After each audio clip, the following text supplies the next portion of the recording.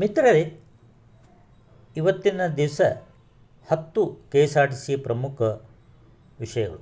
ಅತ್ಯಾಧುನಿಕ ತಂತ್ರ ಬಳಕೆಯಲ್ಲಿ KSRTC 6 ಪ್ರಶಸ್ತಿಗಳನ್ನು ಗೆದ್ದಿದೆ. 9ನೇ ಏಷ್ಯಾ ಕಪ್ ಇಂಡಿಯಾದಲ್ಲಿ ಪಾಕಿಸ್ತಾನವನ್ನು ವಿರುದ್ಧ ಸೋಲಿಸಿದೆ. ಏಷ್ಯಾ ಕಪ್ ಇಂಡಿಯಾ ಈಗ ಭಾರತದ್ದಾಗಿದೆ. ಭಾರತದ ಮುಕುಟಕ್ಕೆ ಏಷ್ಯಾ ಕಪ್ ಕಿರೀಟ. ನಾಟಕೀಯ ಬೆಳವಣಿಗೆ. ACCC ಅಧ್ಯಕ್ಷರಾಗಿರುವ ಪಾಕಿಸ್ತಾನ ಸಚಿವ ಮೊಹ್ಸಿನ್ ನಖ್ವಿ ಕೈಯಿಂದ ಸ್ವೀಕರಿಸಲು ನಿರಾಕರಿಸಿದ ಭಾರತ ಟ್ರಾಫಿ ವಿಜೇತರ ಪದಕ ಕ್ರೀಡಾಂಗಣದಿಂದ ಹೊರ ನಡೆದಿದ್ದಾರೆ. ಇದರಿಂದಾಗಿ ಭಾರತದ ಕ್ರೀಡಾಪಟುಗಳು ವಿಷಾದ ವ್ಯಕ್ತಪಡಿಸಿ ಅಸಮಾಧಾನಗೊಂಡಿದ್ದಾರೆ. ವಿಜೇತರ ಟ್ರೋಫಿ ಮತ್ತು ವಿಜೇತರ ಪದಕಗಳನ್ನು ಮರಳಿಸಲು ಕಾಯುತ್ತಿದ್ದಾರೆ.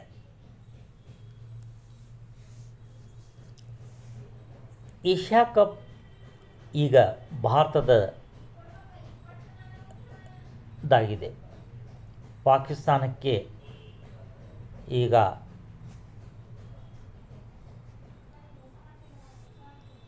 ಸಮೀಕ್ಷೆಯಲ್ಲಿ ನಿರ್ಲಕ್ಷ್ಯ.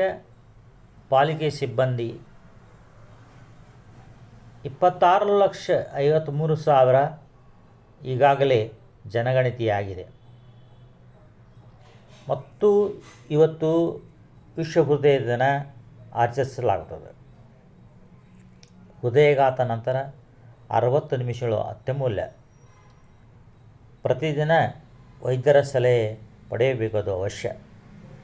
ನಮ್ಮ ಹೃದಯವನ್ನು ನಾವು ಚಾಕಚಕ್ಯತೆಯಿಂದ ಕಾಪಾಡಬೇಕಾಗಿದೆ.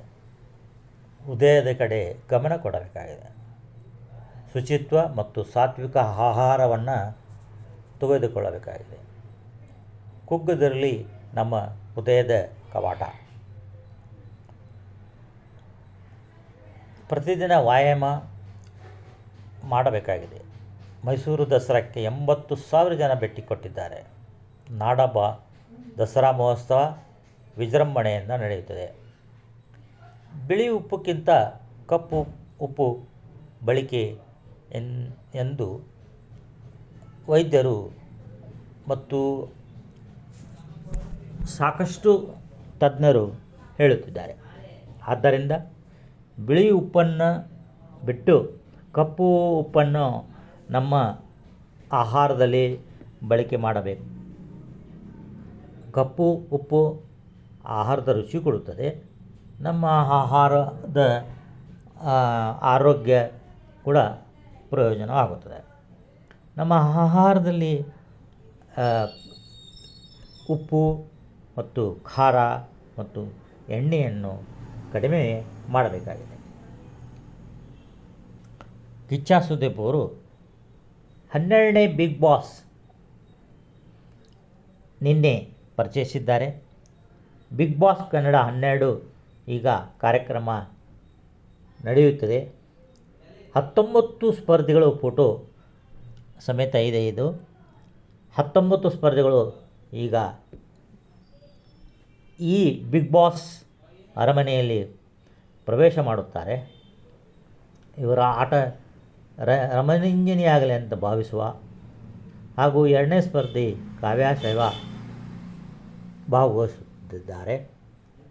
ಕಿಚ್ಚ ಸುದೀಪ್ 12ನೇ ಮನರಂಜನೆ ಕಾರ್ಯಕ್ರಮ ಸುದೀರ್ಘವಾಗಿ ನಮ್ಮ ಕರ್ನಾಟಕ ಜನತೆಗೆ ಹಾಗೂ ಎಲ್ಲರಿಗೂ ನೀಡಲಿ ಅಂತ ಭಾವಿಸುತ್ತೇನೆ.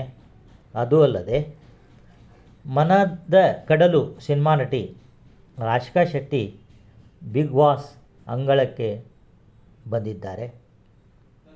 ಈ ಬಿಗ್ ಬಾಸ್ ಅರಮನೆ ಸುಂದರವಾಗಿ ಕಾಣುತ್ತಿದೆ ಹಾಗೂ ಜನಗಣತಿಯಲ್ಲಿ ಹಾಜರಾಗದ 9 ಮಂದಿ ಅಮಾನತಾಗಿದ್ದಾರೆ.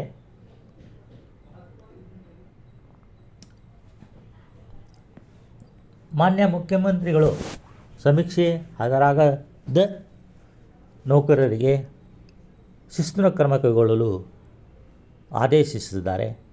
ಕಾರಣ, ಸಮೀಕ್ಷೆಗೆ ಹಾಜರಾಗದ ಮಂದಿ ಕೂಡಲೇ ಹಾಜರಾಗಿ ಸರ್ಕಾರದ ಆದೇಶವನ್ನು ಪಾಲಿಸಬೇಕಾಗಿದೆ.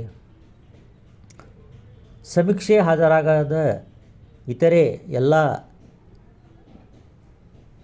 ಊರುಗಳಲ್ಲಿ ಅಮಾನತುದ ಸುದ್ದಿಗಳು ಬರುತ್ತಿವೆ.